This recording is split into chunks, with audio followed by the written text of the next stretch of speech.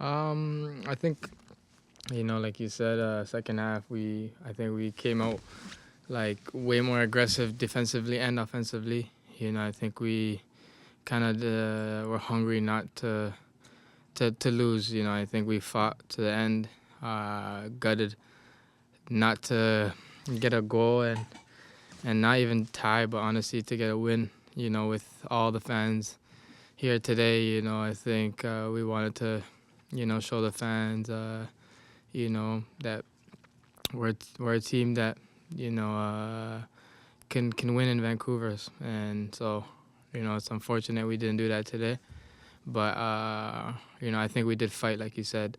I think even the first half, I don't think we played bad or anything. I think we were good, but I think second half we were just a lot more aggressive defensively, and that led to us. That translated to us being aggressive offensively as well.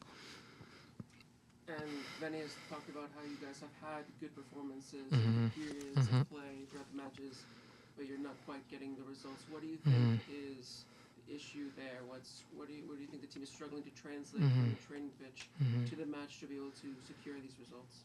I think we're just not, that final touch, man. That just being clinical. My bad. Just being clinical, and that putting that final touch into the back end. I think we're still doing the same things we were doing earlier on in the year, getting to the right spots and creating chances. But it just feels like we're getting a little unlucky, and not even just only unlucky. We got to hold ourselves accountable and be better. Honestly, with that final touch, whether it's a final cross and a finish or final shot, that last pass or that last shot, we got to be better.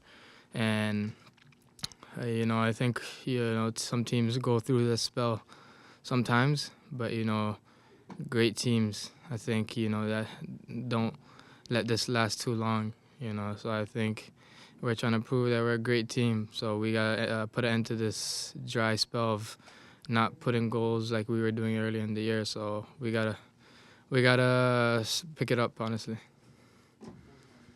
Hi, Ali. You mentioned a little bit how you're not really doing anything different than you were in the first part of the season when things were really clicking, but right now you're a little bit snake bitten. Is it a little bit sometimes of letting perfect be the enemy of good, where you're trying too much to do the best thing possible instead of the simple thing that might achieve the same outcome?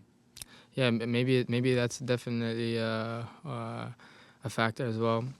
I think I can use myself for example. There were a couple of times where I think I could have just shot the ball instead of, like you said, just trying to be too perfect and get a perfect goal. I think maybe that's one of the factors, but I think maybe keeping it simple sometimes will help. So maybe we got to look at that for sure. Ali, there was a lot of hype, a lot of anticipation build up going into this match. Despite the result, do you feel that it met the moment with the fans, with the atmosphere, with the two teams going at it? Yeah, definitely, especially the way the game ended the second half. It was really beautiful, man. It was a beautiful vibe to see, the pregame stuff going on and 50,000 fans just coming out, seeing the upper bowl and lower bowl all, packed. It was beautiful to see. As a footballer, you love, it's a beautiful vibe to play a match.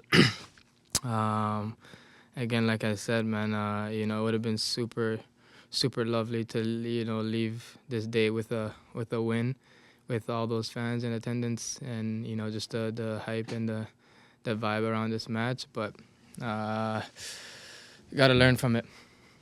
You have another match on Wednesday, a road game. How long does this game stay with you? Or what are you going to do in the next 2 days? How do you move on and look forward to the next game? I think it's nice to have a midweek game when you have a loss like this. So you have maybe like a day to really think about this, and you got Wednesday. You got to think about that quickly, and have a chance of redemption and get 3 points, and take this whack vibe away from the team. I mean, away from us, because it kind of sucks to lose a game like this. Thank you. Mm-hmm. Thanks, Ali. Thanks, Sorry. Good? All right.